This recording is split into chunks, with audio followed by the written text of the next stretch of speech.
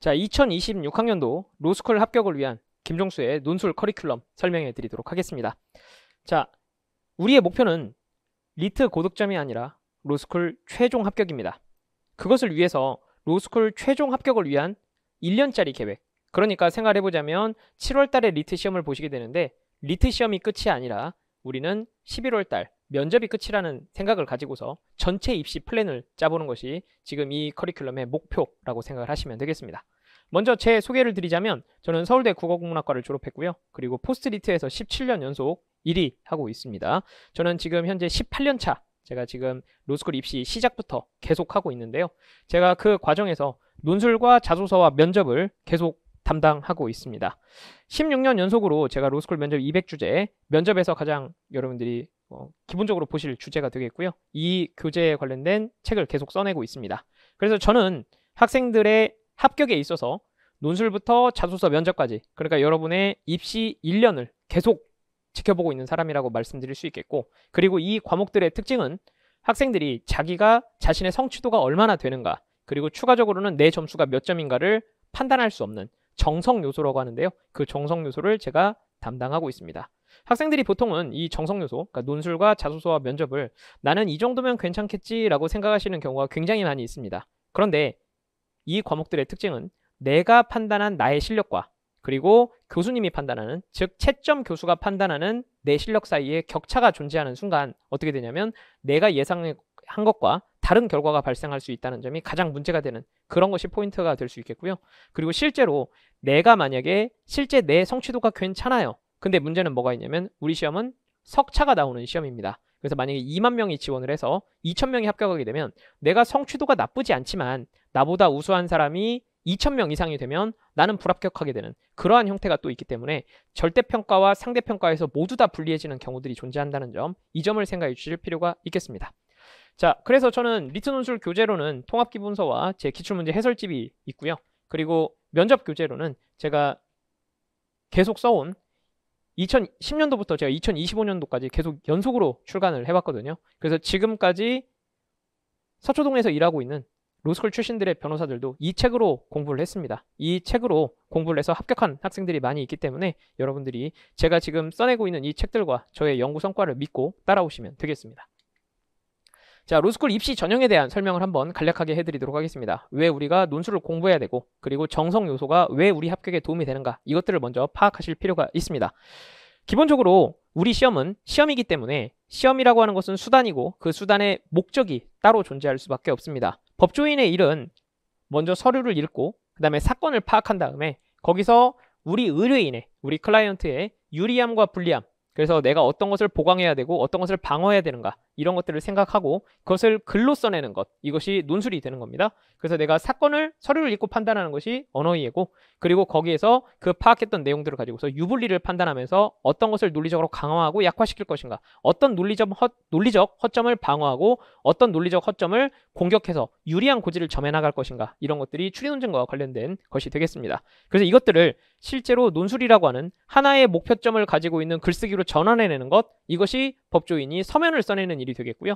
그리고 이것을 법정에 가서 말로 하는 것, 이것이 면접이라고 생각하시면 되겠습니다. 특히 면접 같은 경우는 어떻게 생각하시는 게 좋냐면 내가 방청객을 설득하는 게 아니거든요. 누구를 설득하는 거냐면 법관을 설득해야 되는 거거든요. 그래서 전문가를 설득할 수 있는 힘이 있어야 된다라는 관점에서 로스쿨 교수님을 설득할 수 있는 논리력을 갖추고 있어야 된다, 이렇게 생각을 하시면 되겠습니다. 그리고 이러한 능력을 갖춘 사람이 장래, 나중에 어떠한 법조인이 될 것인가, 그리고 그만한 결심을 언제 했는가, 그리고 그 설득력이 얼마나 강한가, 이런 것들을 보는 과목이 자기소개서라고 생각하시면 되겠습니다. 그래서 능력을 판단하는 것은 이 4가지 과목이고요. 그리고 그 능력을 바탕으로 어떤 사람이 되고자 하는가, 이것을 판단하는 것이 자소서라고 생각하시면 되겠습니다. 그래서 이 면접과 자소서는 어차피 여러분들이 리트 시험이 끝나고 나서 준비하실 수 있기 때문에 지금은 좀 중요하게 생각을 안 하셔도 됩니다만, 이 언어이해와 추리논증과 논술은 당장 시험을 7월 달에 보기 때문에 7월 달에 이 점수를 먼저 만들어 놓고 그리고 그 이후에 준비할 과목들이 존재하게 된다, 이렇게 생각하시면 되겠습니다. 자, 여기서 제일 특징적인 과목은 뭐냐면 논술 과목입니다. 왜냐면 논술은 리트 시험이 끝나고 나서 준비할 수 있는 과목이 아니거든요. 그래서 시험은 7월 달에 보고 점수는 11월 달에 들어가기 때문에 학생들이 언어 이해하고 추리 논증이 내가 안 되고 있는데 지금 내가 이걸 준비해야 될 때인가, 이런 생각을 하면서 늦춰주고 미뤄두고 하다가 나중에 가서 어떻게 하면 좋지? 라고 생각하는 그런 경우가 많기 때문에 가장 뒷전으로 밀리는 과목이 될 수 있습니다.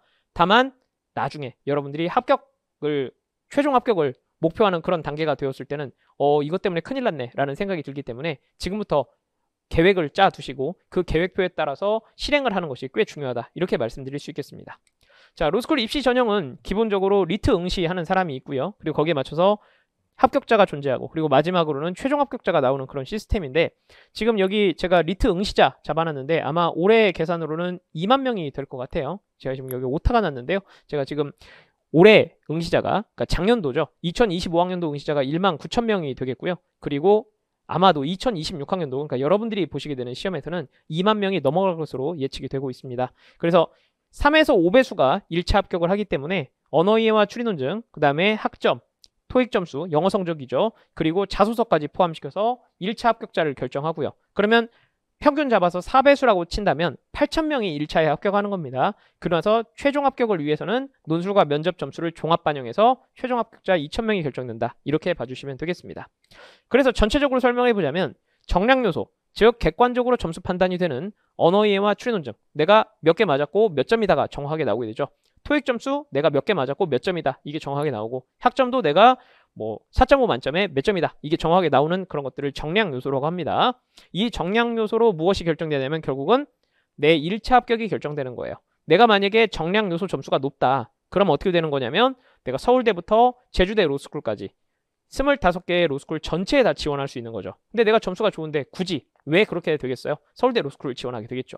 그러나 내가 만약에 서울대 로스쿨을 지원해서 1배수에서 3배수까지 지원자들이 결정이 되었다면 그 안에서의 점수 격차는 굉장히 작아지게 되어 있거든요. 예를 들어보자면 내가 만약에 리트 150점을 맞았어요. 리트 100점을 맞으면 내가 아예 서울대에 지원할 수 없을 겁니다. 그런데 서울대에 1차 합격하는 학생은 대부분 다 어떻기 때문에 내가 150점 근방의 점수대가 다 몰려있기 때문에 이제 그렇게 큰 점수 차이가 아니게 돼요. 그래서 결국은 정성 요소로 가는 최종 합격을 결정하는 요소는 논술과 자소서와 면접이라고 하는 정성 요소로 결정될 수밖에 없다, 이렇게 말씀드릴 수 있겠습니다. 더더군다나 요즘 학생들은 로스쿨을 미리부터 준비하고 들어오고, 그리고 더더군다나 요즘에는 재수생들이 많아지고 있기 때문에 다들 로스쿨 입시가 어떻게 흘러가는지를 알고 있어요. 그러다 보니까 어떻게 되냐면 정량 요소의 격차가 점점 더 줄어들고 있는 중입니다. 학원의 모의 지원 사이트 같은 것도 굉장히 많이 되어 있기 때문에 내가 그 학교에 지원했는데 내가 몇 배수에 해당하는지, 내가 실제로 정량 요소로 몇 등인지까지도 알고 있는 경우들이 굉장히 많이 있거든요. 그렇기 때문에 정성 요소의 중요성은 더 커지고 있다, 이렇게 생각해 주시면 되겠습니다. 그래서 내가 최종 합격을 위해서는 내가 어찌됐든 간에 1차 합격이 목표가 아니잖아요. 내가 1차 합격을 하면 끝이다가 아니라 내가 1차 합격 후에도 준비해야 될 게 더 있기 때문에 그 부분을 좀 관심을 가지고 계셔야 된다, 이렇게 말씀드릴 수 있겠습니다. 학생들이 제일 걱정하는 건 뭐냐면 고정량 불합격 요소가 되겠습니다. 그리고 저정량으로도 합격하는 학생들이 있거든요. 왜 그런 결론이 나오는지를 한번 도해를 통해서 보도록 하겠습니다. 어떤 학생이 학점이 있다고 생각해 보겠습니다. A 학생과 B 학생이 있는데 두 학생이 학점이 동일하다고 가정을 해보겠습니다.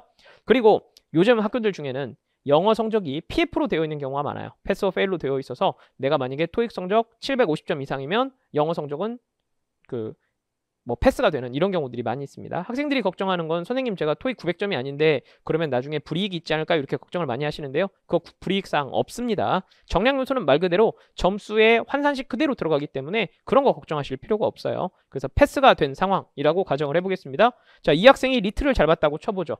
그러니까 어떻게 되냐면 이 학생이 점수가 리트가 높으니까 내가 굉장히 유리하겠구나, 이렇게 생각할 수 있어요. 그런데 요즘 1차 합격을 결정할 때 여기에 뭐가 들어가냐면 자소서가 들어가거든요. 여러분들 자소서는 정성 요소죠. 그런데 이미 1차에 들어와 있습니다. 그래서 어떻게 되냐면 이 학생이 모의 지원 결과로 보자면 모의 지원에서는 내가 자소서를 잘 썼는지 못 썼는지 모르기 때문에 내가 학원 모의 지원 사이트 같은 데 집어넣어 보면 정량 요소로 판단을 하거든요. 그러니까 어떻게 되냐면 모의 지원 결과로는 이 학생이 굉장히 유리하게 나오는 거예요. 그래서 예를 들어서 이 학생이 석차 2등, 이 학생은 석차 100등 이렇게 나올 수 있겠죠. 왜냐하면 진짜 말 그대로 학점과 리트를 반영해서 나오기 때문입니다. 실제로 이게 어떻게 그렇게 나오느냐라고 생각하실 수도 있는데요. 학교들의 입시 요강을 보시면요, 환산식이 있습니다. 선생님 이거 리트 점수 이 정도 맞으면 유리한가요? 이렇게 물어보시는 학생들이 많이 있는데요. 그거는 알 수가 없어요. 왜냐하면 매년 입시 요강이 바뀌고 그 입시 요강에 매년 환산식이 바뀌기 때문에 그 환산식을 통해 가지고 내가 얼마나 유리한지 불리한지를 판단해 봐야 됩니다. 자, 그런 관점에서 보자면 자소서를 이 학생이 제출했고 이 학생이 자소서를 제출했는데 이 학생이 자소서 점수가 높은 거예요. 더 잘 썼어요. 그럼 어떻게 되냐면 결국은 1차 합격선으로 보자면 이 두 학생 모두 다 1차 합격할 수 있는 거죠.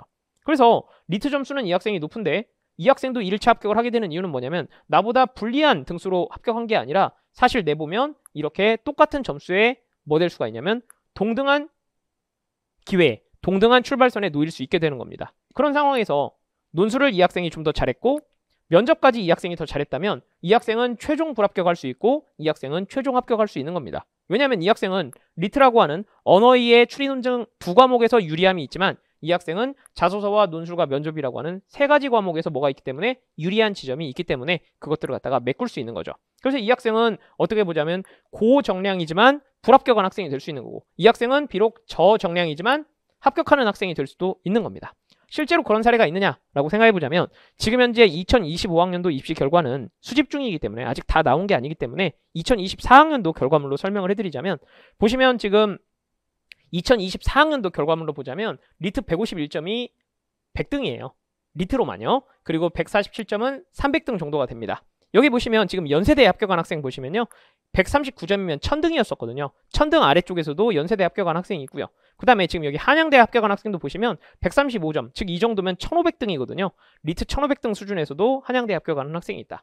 그리고 여기 보시면 지방대 학생이거든요. 이 학생 같은 경우는 131.5점이면 2000등이 넘어가는 점수였습니다. 그런데도 건국대 합격을 했고 전남대도 합격한 그런 사례가 있습니다. 자, 그리고 여기 보시면은 지금 인하대 합격한 학생이 있는데요. 이 학생은 해외대 출신이었어요. 해외대 출신이었고 그리고 추가적으로는 직장인이기까지 했습니다. 127점이면 어느 정도냐면 3000등에서 약간 위 수준인데 인하대를 합격한 케이스가 있다는 점. 그래서 직장인도 합격할 수 있느냐라고 생각해 본다면 가능하다라고 말씀드릴 수 있겠습니다. 더 가보자면 지금 여기 보시면 여기는 이제 3000등 리트 3000등 이후 수준이거든요. 보시면 121.8에서도 중앙대 합격한 학생이 있고요. 그 다음에 121점에서도 아주대를 합격한 학생이 있다는 거. 120점이 4000등이니까요. 3000등 후반대에서도 합격한 학생이 있다는 거. 이렇게 생각해보시면 저정량으로 극복하고 합격한 학생들 이렇게 볼 수 있겠죠. 이게 굉장히 좀 특별한 케이스긴 합니다만 논술과 자소서와 면접이라고 하는 정성 요소를 등한시하지 않고 이 세 가지 요소에서 고득점을 한 경우에는 저정량을 어느 정도 극복하는 것들을 보여줄 수 있다. 이렇게 말씀드릴 수 있겠습니다. 자, 더 놀라운 거는 4000등 이후 점수대에서 보시면 되겠습니다만 여기 보시면 110점 정도면은 6200등이 넘어가는 점수였거든요. 이 해에 가장 낮은 점수로는 114.8에서 동아대 합격한 학생이 있다는 거. 이 학생 실제로 직장인이었었고요. 그리고 지금 여기도 보면 115점 2점으로 동아대 합격한 학생이 있습니다. 이 학생도 직장인이었어요. 근데 이 두 학생 모두 합격한 걸 보시면 여러분들이 어느 정도의 극복이 가능한가 이런 것들을 보실 수 있을 겁니다. 그리고 이 두 학생 같은 경우는 117.6이었는데요. 그러니까 120점이 4000등이니까 4000등 후반대 점수였는데 이 두 학생 모두 다 최초합이거든요. 그러니까 이게 논술과 면접과 자소서라고 하는 정성 요소가 언어이해와 추리논증이라고 하는 두 가지 과목을 세 가지 과목으로 해서 우수한 성적을 받아서 극복도 가능하다라고 하는 지점을 정확하게 증명한 케이스라고 말씀드릴 수 있겠습니다. 2025학년도 결과물을 한번 보여드리자면요. 이건 거의 최초합 사례밖에 지금 나오지 않고 있기 때문에 제가 이 정도밖에 지금 수집을 못했습니다만 다음에 진행되는 설명회나 이런 데에서는 좀 더 포스트리트 설명회나 이런 데에서는 많이 수집해서 더 나은 결과들을 보여드리도록 하겠습니다. 보시면 작년도 입시 결과로 보면 132점이 1500등이었었거든요. 그런데 130점대에서도 인하대 합격한 학생이 있고요. 그 다음에 여기 128점에서 아주대 인하대에 합격한 학생이 있습니다. 이 학생 같은 경우는 학점이 3.2 수준이었어요. 심지어 직장인입니다. 그런데도 불구하고 합격한 케이스가 있다는 거 봐주시면 되겠고 그 다음에 여기 보면 126점에서도 인하대 합격한 학생이 있다는 거 이거 봐주시면 지금 전체적으로 봤을 때 2000등이 넘어가는 점수대에서도 최초합이 나오고 있다는 거 이런 것들을 봐주시면 실제로 정성 요소의 중요도가 어느 정도가 될지는 여러분들이 능히 보실 수 있으리라고 생각이 됩니다. 자, 이걸 실제로 계산한 실제 사례를 한번 보여드리도록 하겠습니다. 2024학년도 결과물을 한번 보여드릴 건데요. 제가 이걸 계산하는 걸 한번 보여드리고자 해서 지금 이걸 넣어놓은 겁니다. 생각해보시면 이렇게 환산식이 나옵니다. 이게 2025학년도에는 또 달라졌고요. 아마 여러분이 시험을 보시게 되는 2026학년도에는 또 달라지게 될 겁니다. 그래서 이 환산식을 입시 요강에서 꼭 살펴보실 필요가 있습니다. 그냥 내가 이 정도면 되겠지가 아니라 정확한 분석을 통해서 확인하실 필요가 있어요. 그래서 이렇게 계산이 나오게 되거든요. 자, 실제 이 학생이 어떻게 되었느냐? 보면 지금 이 학생이 리트가 135점이었어요. 학점은 97.4였고 영어는 825점이었습니다. 자, 그런데 이 학교에 리트 145점짜리 학생이 불합격했거든요. 이 학생은 합격했는데 이 학생은 불합격했어요. 그래서 제가 어떻게 상정을 했냐면 리트 점수가 10점 높다라는 상정을 했고요. 그리고 학점은 동일하다라고 상정했고 영어는 980을 맞았다라고 계산을 해보겠습니다. 그러면 환산식에다 집어넣으면 어떻게 나오냐면 리트 환산식에 집어넣으면 27.4점이 나오고요. 이 학생은 29점이 나옵니다. 그러니까 실제로는 1.6점밖에 차이가 안 나는 거예요. 생각해보면 리트가 10점 차이가 나는데 환산해보면 1.6점 차이가 나는 거죠. 그리고 학점은 동일하니까 생각할 필요 없고 영어는 9.125점과 10점입니다. 그러니까 0.875점밖에 차이가 안 나는 거예요. 그러면 이걸 갖다가 계산해보자면 어떻게 되냐면 계산을 해봤더니 모의 지원 사이트에는 정량 요소만 들어가거든요. 그래서 어떻게 되냐면 이 학생이 그 학교에서 121등이 나온 거예요. 지원한 사람들 중에. 왜냐면 계산해보니까 이 학생은 53.74가 나오고 이 학생은 51.265가 나왔거든요. 그러면 점수 차이는 2.475점밖에 안 나요. 지금 보면 1등과 거의 1등 수준은 아니겠지만 리트 성적이 10점 높은 사람이 기껏 해봐야 점수 차이가 나는 거는 마이너스 2.4점 정도밖에 차이가 안 나는 거예요. 제 생각에는 아마 이 정도 점수대면 토탈 점수로 했을 때 아마도 제 생각에는 60등 정도는 무조건 할 겁니다. 그런데 어떻게 되는 거냐면 60등과 120등의 차이로 해서 벌써 2배수의 차이가 나고 있는 지경인데도 불구하고 어떻게 되는 거냐면 사실은 이 정도의 점수 차이밖에 안 나는 거예요. 그런데 자소서와 논술과 면접이 있거든요. 자소는 20점 만점, 논술은 5점 만점, 면접은 15점 만점이에요. 그런데 이 학생이 정말 이거 잘하거든요. 제가 이 학생을 계속 가르쳐 왔기 때문에 얼마나 잘하는지를 알고 있거든요. 그래서 이 학생이 뭐 20점 만점에 16점 정도 맞고 논술 5점 만점에 2점 정도 맞고 그 다음에 면접에서 한 15점 만점에서 10점 맞았다고 가정을 하더라도 여기서 격차가 어떻게 되냐면 2점, 2점, 3점씩 나는 거예요. 그럼 어떻게 되냐면 7점의 격차가 나면서 이걸 합산하면 마이너스 2.4점이 플러스 4.5점으로 바뀌어가지고 이 학생은 합격하고 이 학생은 불합격하게 되는 결과가 발생할 수 있다는 겁니다. 실제로 이 정도의 점수 차이에서 이 학생은 불합격했고 이 학생은 합격했거든요. 그게 왜 이런 일이 발생하느냐? 고정량에서 내가 의문사를 한 것이 아니라 뭔가 합리적인 이유가 있어서 그런 문제가 발생했다. 이렇게 보는 것이 더 합리적이다. 이렇게 생각해 보실 수 있겠습니다. 자, 동아대 결과도 하나 알려드리겠습니다. 동아대 같은 경우에 이런 요소로 합격자를 결정했거든요. 이게 다 입시 요강에 보면 나와 있는 환산식이 되겠습니다. 환산식 그대로 나와 있는 거예요. 여기 따라서 계산을 한번 해보자면 무슨 일이 있었냐면 이게 실제로 이 점수가요. 제가 아는 학생인데요. 이 학생이 그 전년도에 그러니까 2회 합격을 했거든요. 리트 108.2점으로 합격을 했는데 그 전년도에는 리트 117점을 맞았어요. 근데 117점을 맞았을 때는 불합격했고요. 108점일 때 합격했거든요. 그 이유가 있었습니다. 이 학생이 리트 117점 맞은 해에 시험을 봤는데 불합격을 한 거예요. 그래서 이 학생이 정보공개 청구를 한 겁니다. 그랬더니 어떻게 되냐면 논술이 점수가 엄청 낮게 나온 거예요. 이게 왜 그러냐면 학생들은 내가 이 정도 답안 썼으면 잘 썼겠지라고 생각을 하는데 그건 그냥 감인 거잖아요. 그런데 모든 로스쿨은 실제로 채점을 해서 뭘 가지고 있냐면 성적을 가지고 있고요. 그리고 추가적으로 석차까지 나오고 있겠죠. 그래서 그걸 갖다 정보공개 청구를 해가지고 무엇을 했냐면 자기 점수를 알아낸 거예요. 그랬더니 어떻게 되었느냐. 이 학생이 실제로 논술 점수가 100점 만점에 82점이 나온 거예요. 그래서 이게 그리고 학교에서 그렇게까지 얘기를 해줬대요. 이 정도면 거의 뭐 석차가 매우 낮다. 그래서 다른 경쟁자들에 비해서 너무 점수가 낮아서 이거 좀 메꾸셔야 될 것 같다. 이렇게 얘기를 한 거예요. 나머지 요소는 제가 뭐 공개하진 않겠습니다. 그래서 어떻게 됐냐면 이 학생이 제 논술 수업을 들었어요. 그래서 논술을 준비하고 봤더니 92점을 맞은 거예요. 그래서 어떻게 됐냐면 리트 성적은 거의 10점 가까이가 떨어졌는데 이걸 갖다가 환산식을 집어넣어 보니까 어떻게 됐냐면 10점이 떨어졌지만 마이너스 4.4점이거든요. 그래서 1차 합격을 간신히 한 다음에 그런 다음에 무엇이 되었냐면 여기서 10점을 더 땄잖아요. 그러니까 어떻게 되냐면 4.4점의 불리한 요소를 10점을 더해가지고 5.6점의 격차를 내면서 합격을 해버린 겁니다. 그래서 실제로 정성 요소라고 하는 것이 여러분이 시작하는 단계에서는 정량 요소만큼 눈에 들어오지 않겠지만 실제 학교들은 모든 석차를 다 가지고 있고 모든 성적을 다 가지고 있는 데다가 그 다음에 환산식에 따라서 그대로 반영을 하기 때문에 내가 환산식에서 그러니까 실제 점수는 10점 차이가 나더라도 환산식에서는 2점밖에 차이가 안 나는 그런 경우들도 많이 있어서 보통 그 격차가 그대로 반영되는 경우는 별로 없거든요. 그래서 정량 요소가 내 1차 합격을 결정짓고 정성 요소가 최종 합격을 결정한다라는 이 부분을 보여주는 데는 부족함이 없는 자료라고 생각이 됩니다. 자, 그래서 저는 리트 논술 강의의 제 목적은 무엇이냐면 당연히 리트 논술을 준비해야 되기 때문에 논술 고득점이 제 목표고요. 그리고 이것만 준비할 수는 없잖아요. 여러분들이 언어이해와 추리논증도 준비를 좀 하셔야 되기 때문에 리트 논술을 준비할 때 언어이해와 추리논증 제시문을 이해하는 데 도움이 되는 형태로 강의 자체를 그렇게 구성을 합니다. 어찌됐든 여러분들이 언어이해와 추리논증과 논술 3과목을 준비한다는 사실 자체는 바뀌지 않기 때문입니다. 그리고 추가적으로 어차피 여러분들이 1차 합격을 하고 나면 면접을 준비하셔야 되기 때문에 이 면접을 조기 교육한다는 의미로, 그리고 마지막으로는 자기소개서도 여기는 논리적인 글을 써야 되는 거거든요. 그래서 그러한 논리들을 미리 기초적으로 볼 수 있도록 이런 전체적인 생각 하에 저는 아까도 말씀드렸지만 여러분들이 로스쿨 입시를 시작할 때부터 최종 합격 발표가 날 때까지 저는 계속 여러분들을 가르치는 사람이거든요. 그러다 보니까 어떻게 되냐면 여러분들의 전체적인 입시 플랜을 생각해서 내가 지금 이 공부를 하고 있지만 나중에 이런 식으로 쓸모가 있을 거다까지 좀 고민을 해서 전체적으로 입시 전체에 도움이 되는 방향으로 수업을 구성하고 있습니다.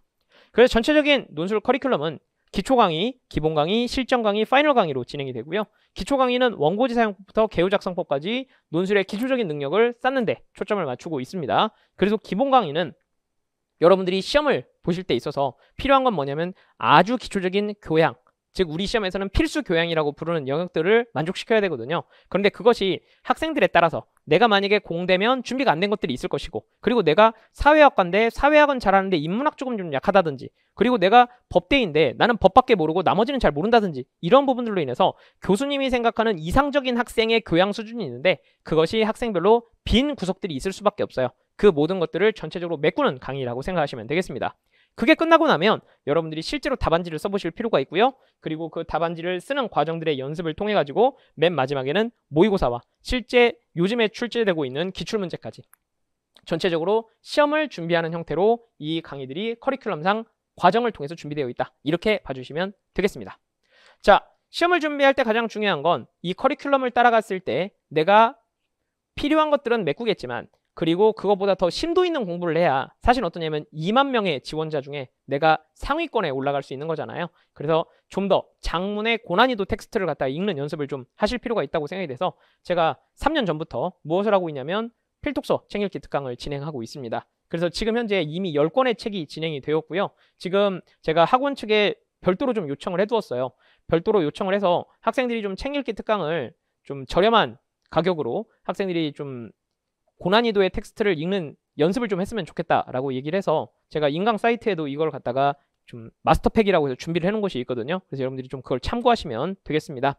정의란 무엇인가부터 시작해서 샌델의 5부작 제가 준비를 해두었고요. 그리고 실제로 로스쿨 면접에서도 이 교재에서 출제가 많이 되었기 때문에 지금 이 교재에 대한 것은 교수님들은 어떻게 생각하시냐면 학생이라면 반드시 알아야 될 필수적인 기초적인 내용이라고 생각을 하세요. 그래서 이런 부분들을 생각해 주시면 되겠고, 그 다음으로 준비한 거는 고전과 현대적인 텍스트 중에 중요한 주제들을 다루었습니다. 그래서 이 정도 책들은 교수님들이 당연히 관심을 가지고 계시는 주제이고, 그리고 최근 3년간 로스쿨 면접에서 굉장히 출제가 많이 되었던, 그리고 리트 논술과 리트 언어의의 출론 중에서도 어디선가는 봤을 만한 그런 논리들이 많이 담겨있는 책들로 제가 구성을 했어요.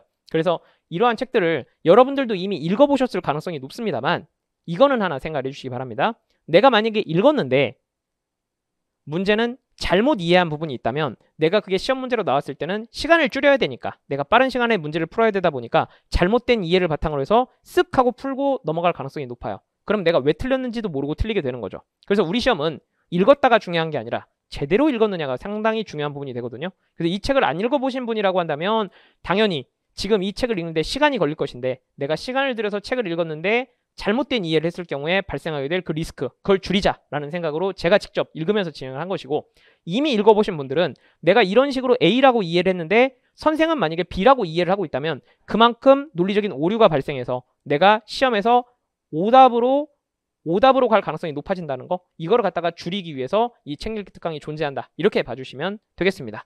제가 올해도 진행을 할 거고요. 올해 진행하는 책은 제가 4권의 책을 준비를 했습니다. 올해의 쟁점은 제 생각으로는 작년도 로스쿨 면접에서도 좀 기미가 보였던 것이긴 한데 민주주의와 AI라고 생각해요. 그 민주주의와 AI가 연결되는 지점에서 시험 문제 나올 가능성이 대단히 높거든요.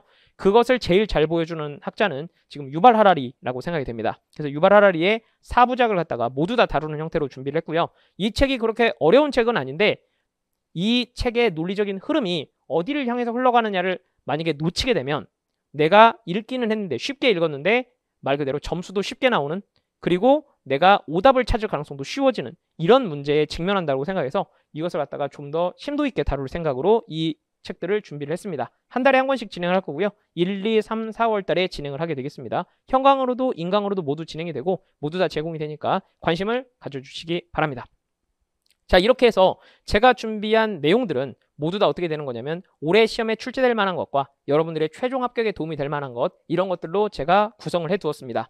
지금 이 커리큘럼에서 다루어지지 않은 내용들에 대한 궁금증이 있으신 분들은요, 제가 SNS 채널을 운영하고 있습니다. 학생들이 내가 가지고 있는 질문과 선생이 전체적이고 일반적인 수험생들에게 전달하는 내용이 상당히 차이가 있다는 것을 잘 알고 있습니다. 그렇기 때문에 여러분들이 그러한 내용들을 나에 맞게 좀 확인하고 싶으시다고 한다면 제가 이런 것들을 많이 준비해 두었으니까요. 제가 인스타그램과 스레드 운영하고 있고요. 추천도서나 입시 정보, 그 다음에 학생들이 지금쯤 무엇을 생각해야 되는가, 이런 것들에 관련된 내용들을 계속 제가 업로드하고 있고요.